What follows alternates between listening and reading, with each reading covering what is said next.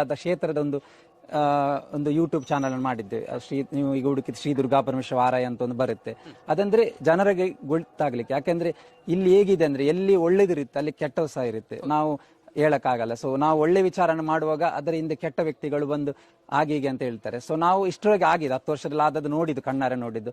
So ಅಂದ್ರೆ ನಾವು ಜನರಿಗೆ ಏನು ಹೇಳುದಂದ್ರೆ, ನೀವು ಯಾವುದು ಒಬ್ಬರು ಹೇಳಿದ್ರಂತ ಕೇಳಬೇಡಿ.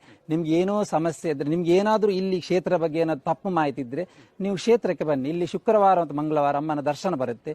ತಾಯಿಯಲ್ಲೇ ಕೇಳಿ, ತಾಯಿಯಲ್ಲೇ ಹೇಳ್ತಾರೆ ಇಲ್ಲಿ ಯಾವುದು ಸರಿ ಯಾವ್ದು ತಪ್ಪಂತ. ಯಾಕೆಂದ್ರೆ ಮನುಷ್ಯರನ್ನು ನಾವು ಹೇಳಕ್ಕಾಗಲ್ಲ. ಅಂದ್ರೆ ಒಬ್ಬರು ಒಳ್ಳೇದಾಗುತ್ತೆ ಅಂತ ಒಬ್ಬರು ಇಲ್ಲಿ ಕ್ಷೇತ್ರದಲ್ಲಿ ಒಳ್ಳೆ ಆಗಿ ಹೋದವರೇ ಮತ್ತೆ ಹೇಳಿದವರಿದ್ದಾರೆ. ಅಂದ್ರೆ ಅದು ಅವರವರ ನಾವು ಅವರನ್ನ ಏನ್ ಮಾಡ. ಆದ್ರೆ ನಮ್ಮ ಕ್ಷೇತ್ರ ಪರವಾಗಿ ಹೇಳುದಂದ್ರೆ, ನೀವು ಕ್ಷೇತ್ರ ಬಗ್ಗೆ ಏನೂ ನಿಮ್ಗೆ ಅಂತ ಮಾಹಿತಿ ಏನಾದ್ರು ಬಂದ್ರೆ ನೀವು ಕ್ಷೇತ್ರಕ್ಕೆ ಬನ್ನಿ.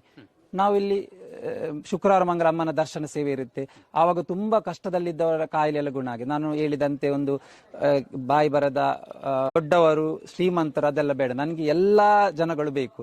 ಎಲ್ಲಾ ಜನಗಳು ಸ್ವಲ್ಪ ಸ್ವಲ್ಪ ಹಾಕಿ ನಾವು ದೇವಸ್ಥಾನ ಆಗ್ಬೇಕು. ಅಂದ್ರೆ ಏನಾಗುತ್ತೆ ಅಂದ್ರೆ, ಒಬ್ಬ ವ್ಯಕ್ತಿ ಏನೋ ಮಾಡಿದ್ರು ಸಹ ಅದು ನಾಳೆ ದೇವರ ಹೆಸರು ಬರಲ್ಲ, ಆ ವ್ಯಕ್ತಿಯ ಹೆಸರು ಬರುತ್ತೆ. ಅವರ ಸಂಬಂಧಿಕರು, ಅವರ ಒಟ್ಟಿಗೆ ಇರುವವರೆಲ್ಲ ಮೊದಲ ಆದ್ಯತೆ ಕೊಡ್ತಾರೆ. ಇಲ್ಲಿ ಮೊದಲ ಆದ್ಯತೆ ಅಂತ ಯಾರಿಗಿಲ್ಲ.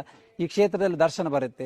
ಇಲ್ಲಿ ನಾವೇನು ಎಲ್ಲಾ ಕ್ಷೇತ್ರದಲ್ಲಿ ಹೋದ್ರೆ ಟೋಕನ್ ಸಿಸ್ಟಮ್ ಅಂತ ಎಲ್ಲ ಮಾಡ್ತೀವಿ. ಇಲ್ಲಿ ಏನಿಲ್ಲ, ಯಾರು ಮೊದಲು ಬರ್ತಾರೆ ಅವರನ್ನು ತಾಯಿಯೇ ಕರೀತಾರೆ. ಅಂದ್ರೆ ಇಲ್ಲಿ ದೊಡ್ಡವ ಸಣ್ಣವಂತಿಲ್ಲ, ಯಾರು ಮೊದಲು ಬರ್ತಾರೆ ಅವರಿಗೆ ಆದ್ಯತೆ ಕೊಟ್ಟು ಅವರ ಕಷ್ಟವನ್ನು ತಾಯಿ ನಿವಾರಣೆ ಮಾಡ್ತಾ ಹೋಗ್ತಾ ಇದ್ದಾರೆ ಇಷ್ಟರವರೆಗೆ. ಅದರಿಂದ ಏನೇ ಸಮಸ್ಯೆ ಇದ್ದರೂ ನೀವು ಮಂಗಳವಾರ ಮತ್ತು ಶುಕ್ರವಾರ ರಾತ್ರಿ ಬಂದು, ರಾತ್ರಿ 7:30 ಗಂಟೆ ಪೂಜೆ ಪ್ರಾರಂಭ ಆಗುತ್ತೆ. ಅದರ ನಂತರ ತಾಯಿಯ ದರ್ಶನ ಬರುತ್ತೆ. ನೀವು ತಾಯಿಯ ದರ್ಶನದಲ್ಲಿ ನೀವು ಕೇಳಬಹುದು ಅಂತ ನಾವು ಎಲ್ಲ ಭಕ್ತರಲ್ಲಿ ವಿನಂತಿ ಮಾಡೋದು. ಅದೇ ರೀತಿ ಕ್ಷೇತ್ರದ ಜೀರ್ಣೋದ್ಧಾರಕ್ಕೆ ಆದಷ್ಟು ನೀವು ಸಹಕಾರವನ್ನು ಕೊಡಿ ಅಂತ ನಿಮ್ಮ ಹತ್ರ ನಾನು ಕೇಳಿಕೊಳ್ತಾ ಇದ್ದೇನೆ. ಧನ್ಯವಾದಗಳು ಸರ್. ಜೀರ್ಣೋದ್ಧಾರಕ್ಕೆ ಎಲ್ಲ ಭಕ್ತರು ಕೂಡ ಖಂಡಿತವಾಗಿ ಸಹಾಯವನ್ನ ಮಾಡ್ತಾರೆ. ಧನ್ಯವಾದ.